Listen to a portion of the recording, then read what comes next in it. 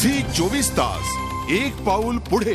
साहित्य व्यवहाराचं रूप तंत्रज्ञानाच्या बदलत्या रूपानुसार बदलेल का, तसं ते बदलावं लागेल का, याविषयी आपण चर्चा करत आहोत. भटकळ सर, आपण लेखकांविषयी बोललो, अर्थशास्त्राविषयी बोललो, दर्जाविषयी मला या सेगमेंटला तुम्हाला विचारायचं आहे की या नवीन तंत्रज्ञानामुळे लेखनाचा दर्जा सुधारेल असं तुम्हाला वाटतं का? याचा खरं म्हणजे काही संबंध नाही. पैसे किती मिळतात त्यावरही लेखनाचा दर्जा अवलंबून नाही.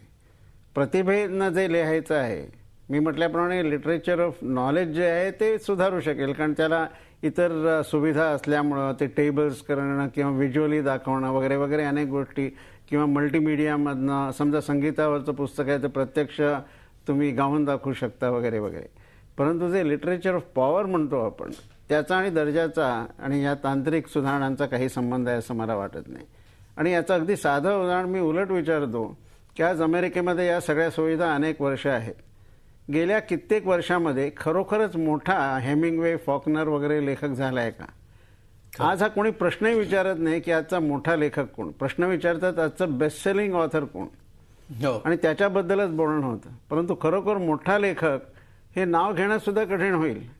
म्हणजे आता हे कदाचित एक योगायोग असेल, परंतु मला असं वाटतं की मी जे सुरुवातीला मुद्दा मांडला की एकूण वाचकांची किंवा समाजाची वृत्ती जी बदलती आहे ती खरी काळजीची गोष्ट आहे. तंत्र ही एक आपल्याला अवेलेबल असलेली एक ती सुविधा आहे. त्याचा आपण कसा उपयोग करू की आता डिलिव्हरी सिस्टीम ही सोपी होईल, की आपण पोस्टावर अवलंबून राहणार नाही, स्वस्त होईल, कागद लागणार नाही आणि त्यामुळं झाडांची बचत होईल वगैरे असे मुद्दे आहेतच. परंतु प्रत्यक्ष लेखन हे त्यामुळं कसं सुधारेल हे काय माझ्या लक्षात येत नाही. त्यामुळं ती आशा बाळगण्यात काही अर्थ नाही. आता लेखक, आता संदीपने सांगितलं ती खरीच गोष्ट आहे की खरोखर प्रत्यक्ष आपल्याला जे लिहायचं आहे ते लिहून जगणारे लेखक अगदीच थोडे आहेत, आणि ते काही झाले तरी थोडेच राहणार आहेत.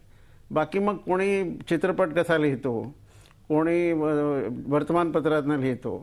म्हणजे ज्यांनी खरोखरच पैसे कमावलेले आहेत लेखक म्हणून, त्यांनी अशा वेगवेगळ्या मार्गाने केलेले आहेत. केवळ कथा, कादंबरी, कविता, नाटक लिहून ते यशस्वी होतील असं मला वाटत नाही.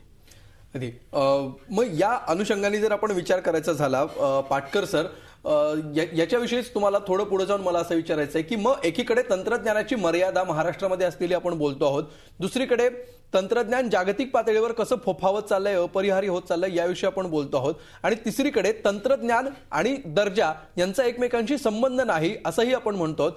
अशा परिस्थितीमध्ये पुढच्या 10 वर्षातलं, 20 वर्षातलं काय भवितव्य नेमकं तुम्हाला दिसतंय साहित्य व्यवहाराचं? पुस्तकच राहतील, ई बुक्सची संख्या वाढेल, की पुस्तकं कमी होऊन ई बुक्सची संख्या वाढेल, की या दोन वेगवेगळ्या पातळीवर या दोन्ही घटकांमध्ये वाढ होत राहील? मला असं वाटतं की आपण भीती बाळगण्याचे काही कारण नाही आहे. प्रत्येकजण आपापली जागा घेतच असतो. पुस्तक आपली जागा घेईल, ई बुक्स आपली जागा घेईल. ह्या दोघेही एकमेकावर कुरघोडी करतील असं मला वाटत नाही आहे. जोपर्यंत महाराष्ट्रामध्ये, ह्या देशामध्ये मोठ्या प्रमाणावर लोकांना त्यांच्या सुविधा उपलब्ध होत नाहीत, त्यांना वाचनाकडे आपण वळवत नाही, तोपर्यंत मुळातच आपल्याला वाचन संस्कृती जो पण आपण वाढवू शकत नाही, तोपर्यंत इतर कोणती आपण चर्चा फार करण्यात काही अर्थच नाही. मुळात वाचन संस्कृती वाढवणं आणि लोकांना पुस्तक असेल किंवा ई बुक्स असेल त्याच्याकडे वळवणं ही सगळ्यात प्राथमिक गोष्ट आहे.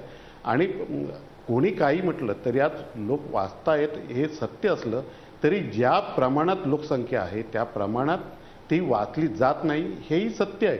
म्हणजे 19 जिल्ह्यामध्ये पुस्तकाचं दुकान नाही हे सत्य आहे, पण उरलेल्या जिल्ह्यांमध्ये किंवा त्याही जिल्ह्यांमध्ये पुस्तक प्रदर्शनाला उत्तम प्रतिसाद मिळतो हेही सत्य आहे. त्यामुळे मला असं वाटत नाही की ई बुक्स आल्याने छापील पुस्तकावर तातडीने परिणाम होईल किंवा छापील पुस्तकाने ई बुक्सकडे कोणी वळणार नाही. नवी पिढी ई बुक्सकडे नक्कीच वळेल, त्याच्याबद्दल काही शंकाच नाही. पण त्या नव्या पिढीला सुद्धा वाचनाकडे वळवणं हे आपलं सगळ्यांचं महत्त्वाचं काम आहे. ते आपण ह्या साहित्य संमेलनाच्या निमित्ताने करूया. आणि संदीप खरे यांनी जे सांगितलं की त्यांची तळमळ खूप महत्त्वाची आहे, की त्यांना मनापासून असं वाटतंय की मुलांनी वाचायला पाहिजे, सगळ्यांनी वाचायला पाहिजे. ती त्या तळमळीला ते त्यांच्या मोठ्या प्रमाणावर जे ते कार्यक्रम करतात त्या माध्यमातून त्याने जर हातभार लावला तर नक्की ह्या पुस्तकांना खूप चांगले दिवस येतील, मग ते ई बुक्स असतील किंवा छापील पुस्तकं. निश्चितपणे म्हणजे अग्रेसिव्ह मार्केटिंगचाच संदीपचा मुद्दा आहे जो तुम्ही वेगळ्या प्रकारे मांडताय. आपली वेळ संपत आलेली आहे.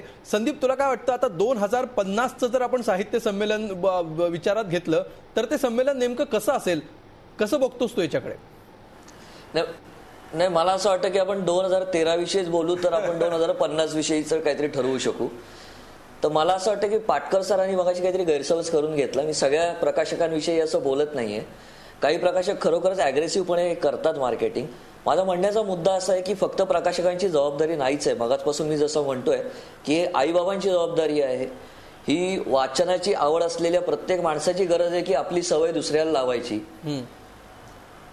त्याच्यानंतर मला कायम असं वाटतं की परवाच मी एका लग्न समारंभाला गेलो होतो. कुठल्या तरी राजकीय नेत्याचं लग्न समारंभ नव्हतं, घरचं फंक्शन होतं. मी बघितलं तिथे एवढाले पुष्पगुच्छ होते, ज्या पुष्पगुच्छांचा दुसऱ्या दिवशी काही उपयोग नव्हता. म्हणजे त्या पुष्पगुच्छांमधनं, त्या किमतीमधनं जवळजवळ 10 ते 20 लोकांची वर्षभराची शिक्षणं झाली असती, एवढे ते फुलांवरती पैसे गेले होते. मी म्हणतो की साधी गोष्ट आपण सगळे जे ज्यांना वाचायची आवड आहे. झी 24 तास एक पाऊल पुढे.